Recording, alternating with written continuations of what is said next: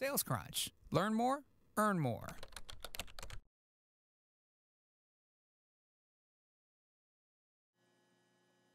Somebody else sitting there at the moment. Hi everyone, this is Melissa from SalesCrunch. I just want to welcome you to our class today with Jonathan Farrington. Just a couple of items to cover before we get started. I'd like to let everyone know that as a participant, you will be muted throughout the presentation, but please feel free to enter any of your questions up in the room chat. You will find the link up above the icons on the left. So please feel free to enter any questions and we will save them until the end. And you will receive a link to this presentation after it concludes. So without further ado, I'd like to pass you over to Jonathan Farrington, who will be conducting our class today. Jonathan? Well, thank you very much, Melissa. Charming as usual. Hello, everybody. Welcome to a very sun-kissed London. So if I'm halting, it's because I'm trying very hard to get used to this board here. I'm getting used to it. This is the latest initiative, of course, from SalesCrunch. It's called Negotiating to Win. And what I'm going to hope to do today is reveal some of the secrets of the world's best negotiators. I'm keeping another eye on the waiting room, by the way. I have to keep clicking and letting people in. These are all latecomers. Yep. Okay, I think everybody's in so far. So, yeah, welcome. I'm delighted we've got such an eclectic bunch of people joining this webinar from all over the world. So wherever you are today, tonight, this evening, this morning, Cape Town to New York, particularly Philadelphia, welcome. And if you're in Baltimore, a very special welcome to you. A little bit about me. I've got things appearing all over the place. Hold on. Right, okay. So, yeah, I'm the chairman of JF Corporation, CEO of Top Sales Associates. We handle all the online top sales initiatives. I have the dubious honour of inventing and thinking up the annual Top Sales Awards, which this will be the second year, and we're adding marketing this year, so it's getting very exciting. All that stuff taking place from October to the end of the year. We've just added in top 10 sales articles to Top Sales World. And then, of course, left field, I've got my own consultancy and my own blog. So you've got lots of places to find me, but we'll talk about that again a little bit later. I expect you're going to have a lot of questions, and I'm going to try and answer all of them at the end. I think as Melissa's already told you, you feed them into the message box, and I'll take them all together right at the end. So let's have a think about probably one of the most important stages, if not the most important stage, of the entire negotiation process, which is the planning stage.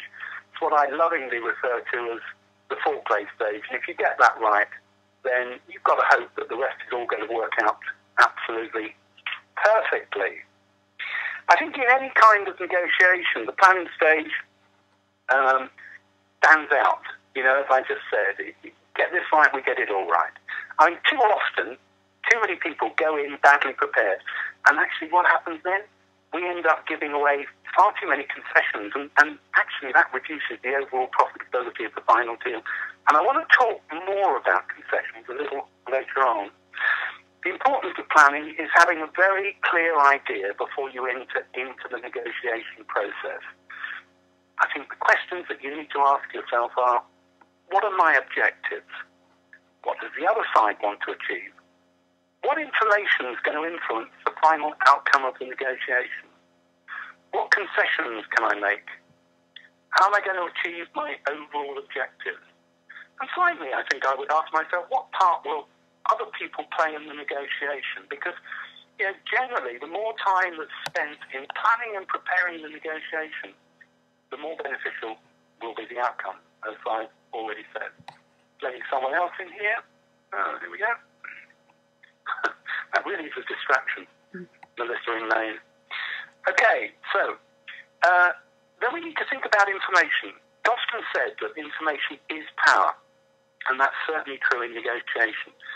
And if you think about it, there are 4 types of information that is really important, that influences the final outcome. First you need to ask yourself, what information do I have that the other side has also? Then you need to ask yourself, what information do I have that the other side does not have? Okay? So we turn the question around. What information do I need to have before negotiating with the other side? And then what information does the other side need before it can negotiate with me?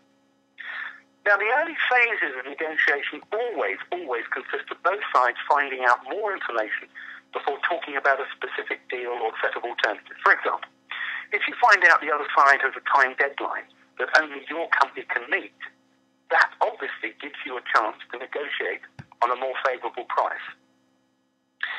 Or if you know that the other side has recently expanded their production capacity, you may be able to negotiate more favourable terms in return for a commitment to buy certain volumes over an agreed time period. So by spending time as part of your preparation and enlisting what precisely you already know and what you need to know, you're going to give yourself a much better chance to negotiate well on your company's behalf. Concessions is a topic that always comes up in negotiation discussion. And I'm going to talk more fully about this very, very shortly.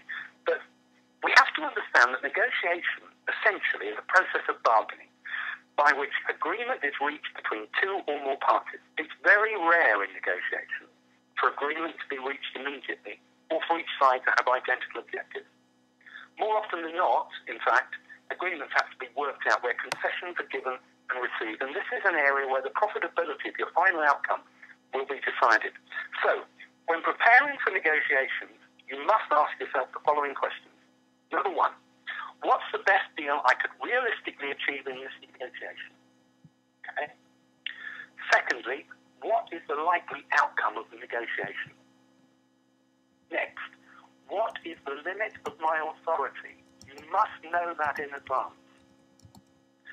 Also, at which point should I walk away? Then ask yourself, what concessions are available to me? And finally, ask yourself, what is the cost of each concession and what value does each have to the other side?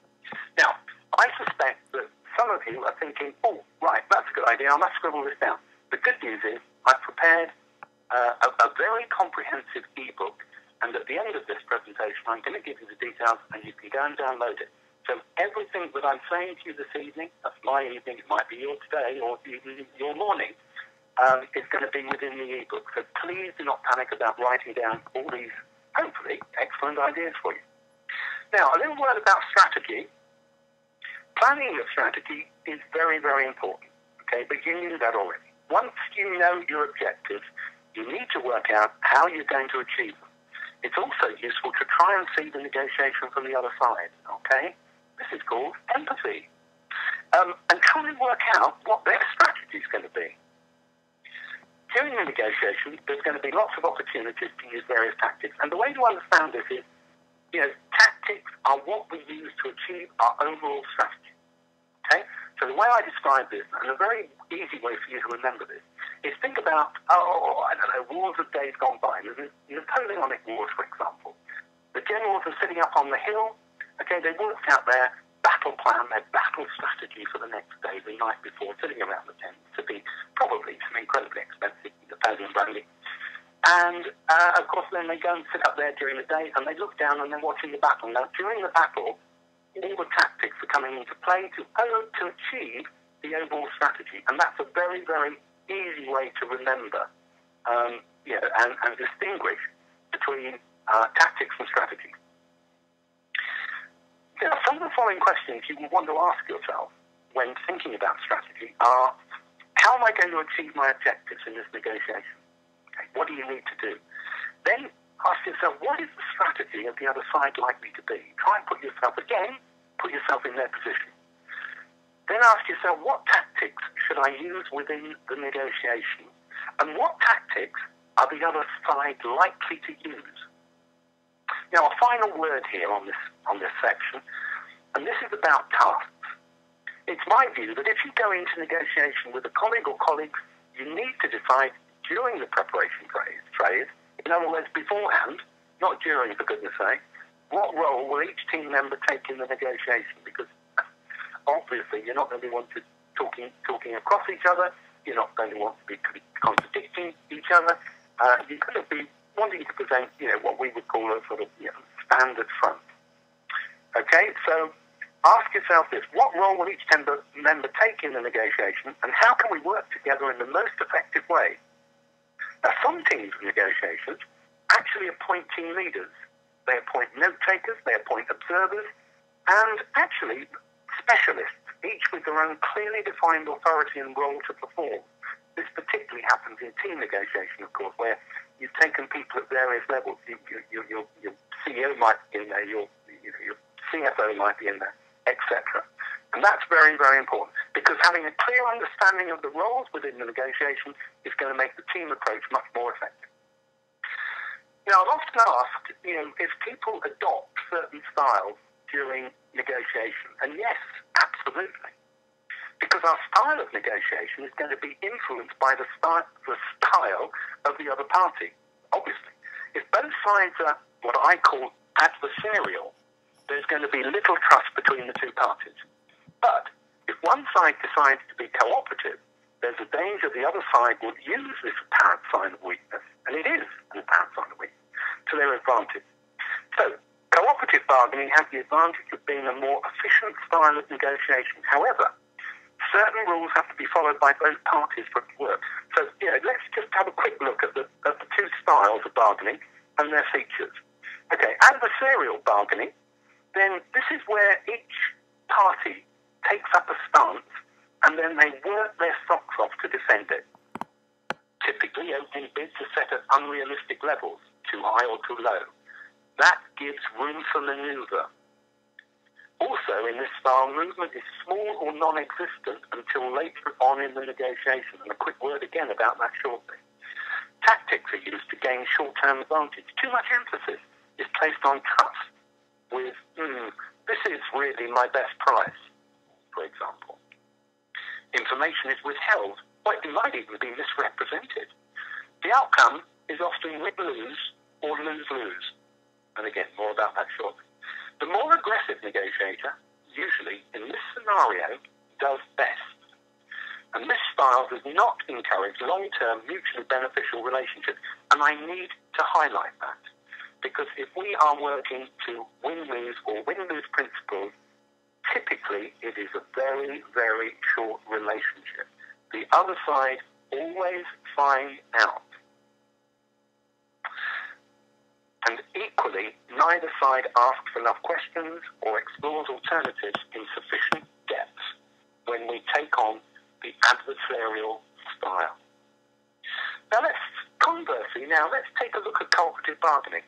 Within cooperative bargaining, each side recognises that the other has needs and feelings and accepts implicit rules. Equally, in cooperative bargaining, objective measures are taken of what is fair and reasonable. Trust is not an issue, because either side is willing to share information.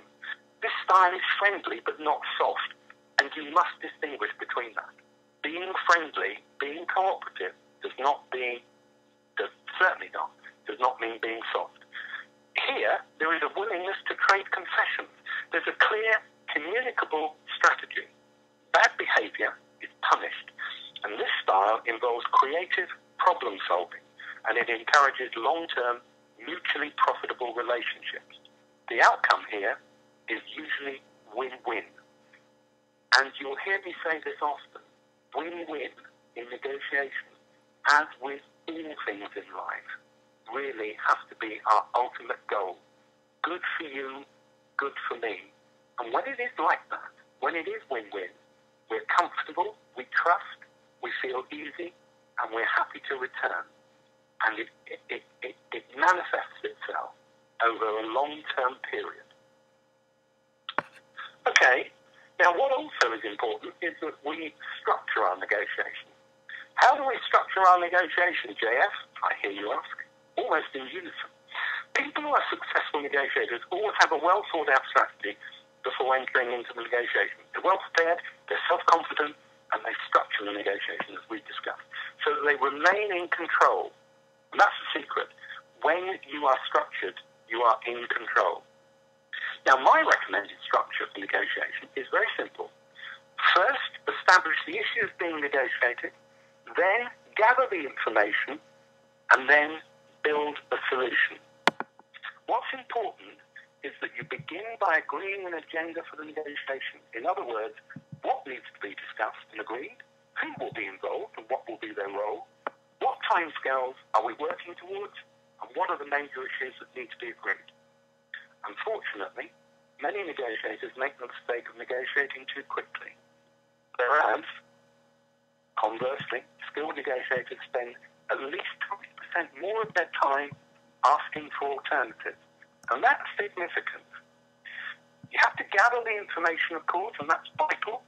It's an incredibly vital part of the negotiation. Because information that you have to consider, information that you have that you're willing to give to the other side, information that you are unwilling to give to the other side, and then information the other side has that they're willing to give to you. And then we need to go on to build a solution. And having gathered all this information in, right, made notes and thought about it and studied it, the next stage is we have to begin to put together a solution. Excuse me a minute. Some more latecomers. My goodness, the room's filling up. Now, typically, there will be a process of bargaining. Concessions will be traded, movement's going to take place, until hopefully an agreement's reached. Concessions should not be given away for free. I need to emphasize that. And you should be wary about conceding on issues for which you are not prepared. And the final tip here, the very best negotiators always enter into negotiation with a 3-position plan. Now, you may not have heard this before, so it's important. I use it all the time, and I have done for the last 40 years. I go in my mind, with a best price. In other words, it's probably 0 discount, and it's achieving all of the objectives that I set out for. Okay, now if I can't achieve that, also in my mind, I've got a realistic price. Because look, you know, I'm going to be negotiating with seasoned negotiators. They've been doing it a long time, probably. They're going to try and get me to give them some sort of discount. So I call that realistic price. And then finally, I have my fallback price. Now, this is the final price, which I will not go below, because if I do, then my company won't make a profit, and logically, I shouldn't be making any commission. So those 3 positions are, again, best price, realistic price, and fallback price. Skilled and the very best negotiators never, ever accept less than their fallback price. Okay. So let's have a think about next slide. Here we go. Some thoughts about concessions. Now, asking questions and listening effectively are important skills, both in selling and negotiating. You know that. God gave us 2 ears and 1 mouth, and we should always use them in that order. The first phase of negotiation involves both parties agreeing the background to the negotiation and fishing for the opening demand or offer. I love that term, fishing. It's often better to present the opening demand or offer in terms of a hypothetical question, because that allows the negotiator to retreat to their initial position if necessary. The opening offer will probably be at or just about the level of the negotiator's maximum expectation. Now, that gives him room to maneuver, but not so high that the offer lacks credibility. You must not attempt to win at this stage. You've got to hold enough back so that you're able to move, if necessary, at a later stage. Okay? Give yourself space. Now, this is a difficult period in the negotiation process, and a professional negotiator will often use silence or other pressure techniques to solicit information from the other party. I would also add that during negotiation, it can be in the interest of each side to keep asking questions and raising objections. Most excellent negotiators I know are very low reactors. Right? Think about people playing poker. You know, think about if you play poker. The best poker players I've ever seen or met have no facial movement whatsoever. You have absolutely no idea what card they're going to lay next or what's in their hand. And that's another great way to think about negotiators. negotiation. When an offer does come in, it's probably going to be on the basis of a quotation based on the minimum quantity at the lowest possible price. And in all of this, the negotiator is attempting to dominate the interview, pressing for maximum advantage and trying to force the other person to concede on a major issue. The skilled negotiator will ask the other side for a complete list of all of his or her requirements, and they won't concede on a single issue, this is important, until they know the nature of the whole package. Only then will they begin to trade concessions, starting with the smallest, less important aspects of the package. I believe that all negotiators should avoid making one-sided concessions which will severely weaken their financial position and logically could affect the overall profitability of the deal. Now, when movement comes, it begins slowly. Sometimes you don't notice it, and then all of a sudden it gets very rapid as both parties sense the deal's on the cards. Movement does tend to be discontinuous, with either party moving and the other one holding everything up. We should expect that. This leads to short periods of deadlock, and actually sometimes it can be very disconcerting. Let me think of some of the different ways. Periods of silence, waiting for the other person to speak. Now, the inexperienced negotiator is very, very uncomfortable with silence, you know, and they feel they've got to break it, they've got to say something. And actually, they're just walking straight into a trap. Or some people agree to a concession. Always trade concession by saying, if I do this, will you do this? Okay? You don't give anything away without taking anything back. Otherwise, you're not working to win-win principles. If necessary, ask for an adjournment so that you can go and review your position. Or you can agree to leave certain issues to one side for later and concentrate on the rest. Now, signals to be aware of that could mean the other side wishes movement to take place might include trial movement. One side uses words like, what would you say if? Or uses hypothetical examples. Or they summarize the position to date and ask, well, where do we go from here? Or one side calls for an adjournment, or appeals to the other side's better nature, or asks for more information, or uses crowding techniques to force movement, for example, aggressive behaviour, sets deadlines and time limits, or threatens to use the competition. Well, if you can't agree this, that's it, we'll just get the competition in. These are all things we need to be aware of. The use of concessions is, of course, a vital part of building a profitable relationship for both parties. And earlier we discussed the different elements that could constitute the final deal, and the use of concessions enables negotiators to build a mutually profitable deal that is not one-sided in the other's favour. It results in win-win.